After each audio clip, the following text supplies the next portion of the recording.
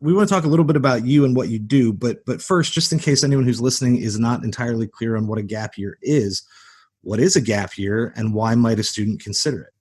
Sure. Well, I like to define a gap year as a structured time of personal growth aided by activities of enrichment. So it sounds a little bit broad, and that's actually part of the point.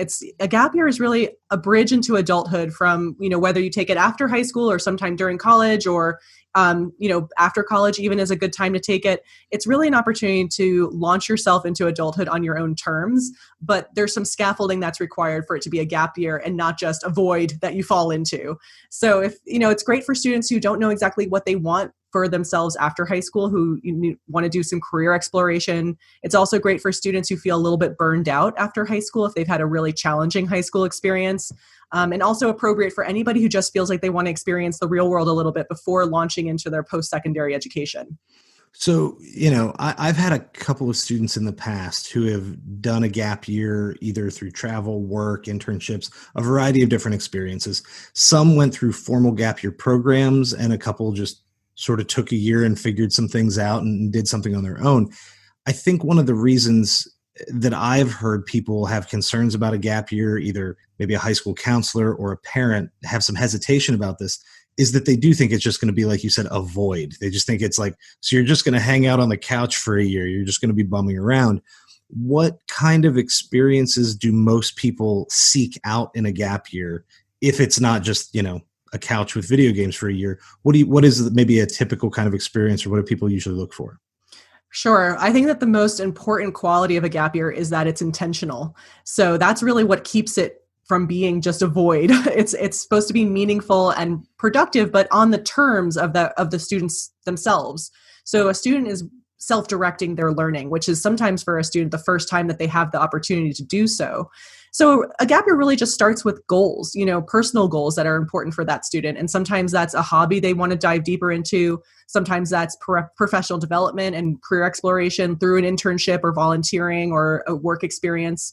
Or sometimes it's gaining those adulting skills that are sometimes you don't have the opportunity to gain when you're in high school. So learning how to manage your time, learning how to budget your money, all those things that are going to be really beneficial to you once you start college or vocational school or anything else after high school. So with all that, some of the things you just listed off, I feel like people say they want taught more in high school. You see the same sort of memes and images like flying around the internet where, why didn't they teach me how to change a tire or balance a checkbook or pay my taxes? No one uses Algebra 2 or whatever the class may be. In the gap year, say in a formal gap year program, are there things like classes that are actually providing some of this sort of structure and education, or is this really supposed to be more of sort of a free range experience? I know someone could do sort of anything.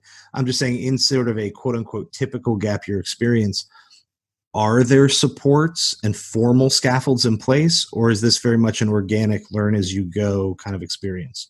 Typically, there is some sort of structure to it, but it's very experiential. So most people can get on board with it, even if they are not typical classroom learners, or if they love learning in a classroom, but they just need to take a break from classroom learning for a while before they start it up again.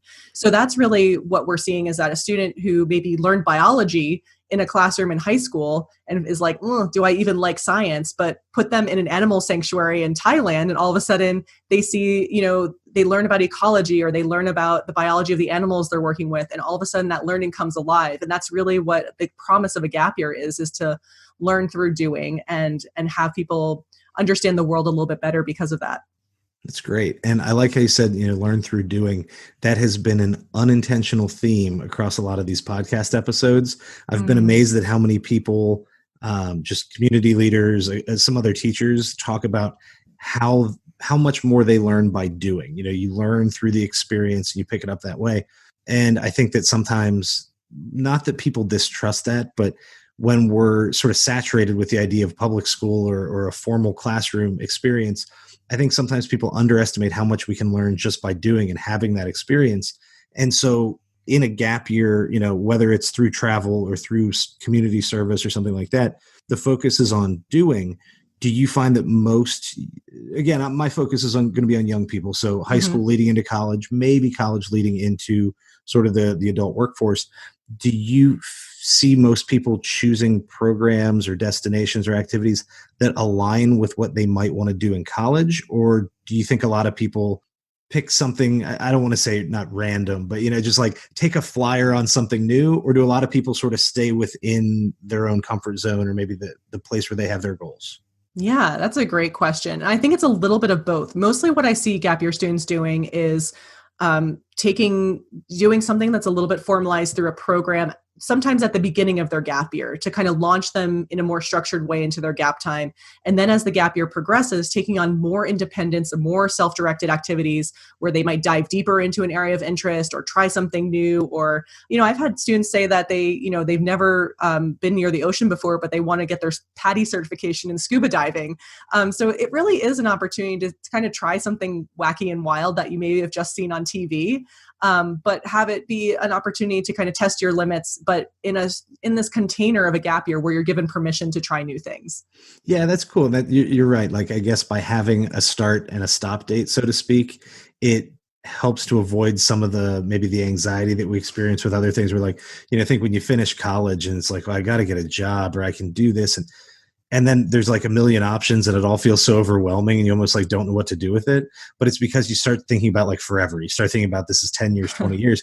If you're coming out of high school and you have 1 year to do it, having the security of knowing like there's a point where I'm going to stop this and I'm going to return to school, get a job. But, having I think you use the word container, having sort of a container to put it in creates maybe a little bit more of a quote unquote like safe space to experiment, to do something new. Do you think that I don't know how to say this, do most students that you've worked with end up attending a traditional 4-year college? Or is this something that a lot of students sort of either change path or they weren't interested in the first place? We end up at technical schools, community colleges, just go to the workforce? Like what happens after a gap year? Right. Well, we do have some data about that, and that's that we see about 90% of students who take a gap year start college within a year, if that was their original intention. So we do see 9 out of 10 people, following their plan. Anecdotally, what I see in my practice is it really depends on the starting point of that student. A lot of my students who are college bound defer their admission from their school of choice. So again, it kind of wraps it up into like a 5-year plan, which is kind of nice because it allows them to start their gap year with that security of knowing what's happening next. Other students choose to take a gap year because they don't know exactly what their education is going to look like after high school, and they want that time to explore and try new things and figure out if they have a true interest or a skill set that they want to pursue through post-secondary education. So most of the students who I work with who have plans to start college after their gap year, almost universally do start on time.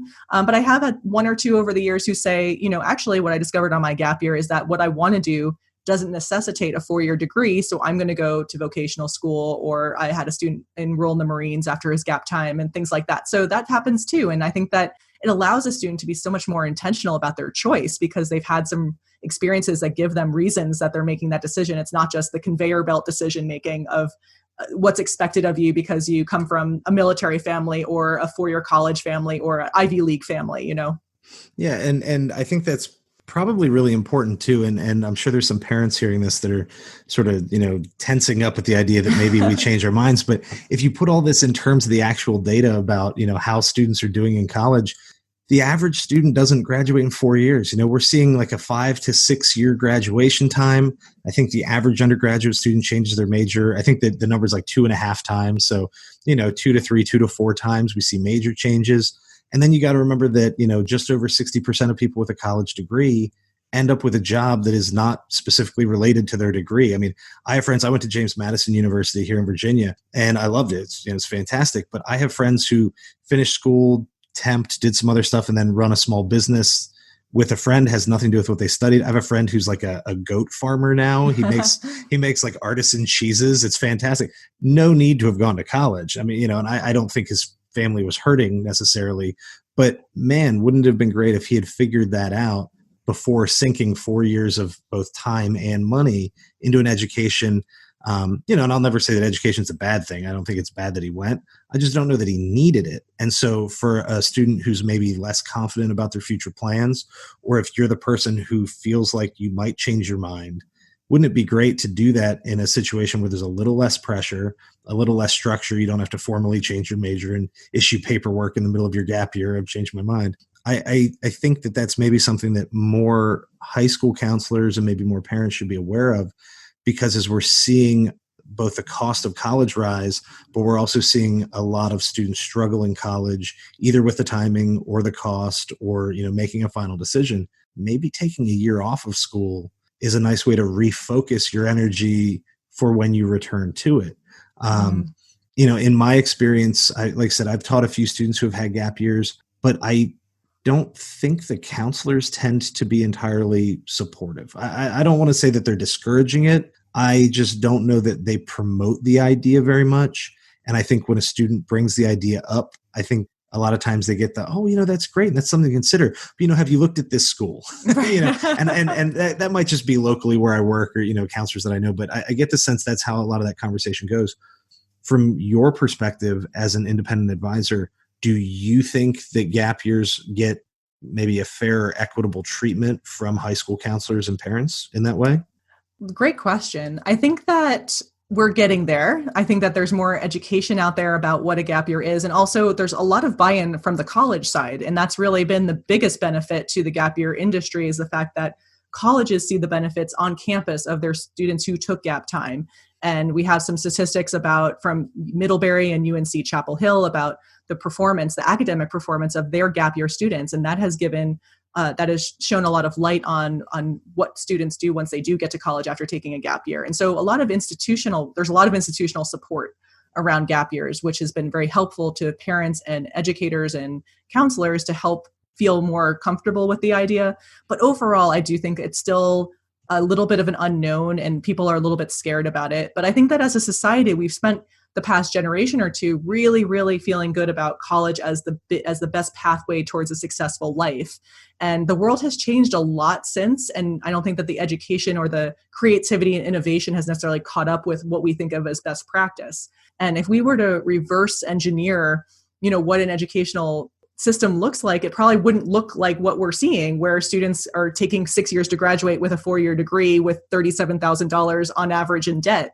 It's not what I would consider a great system that we have in place, even if our educational opportunities are fantastic. It's about preparing the students in the right way for them and to get them to appreciate it once they're there.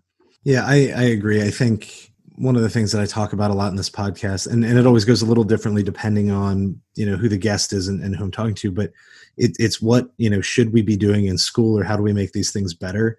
And I've only had a couple people who suggest sticking with what we're doing. And so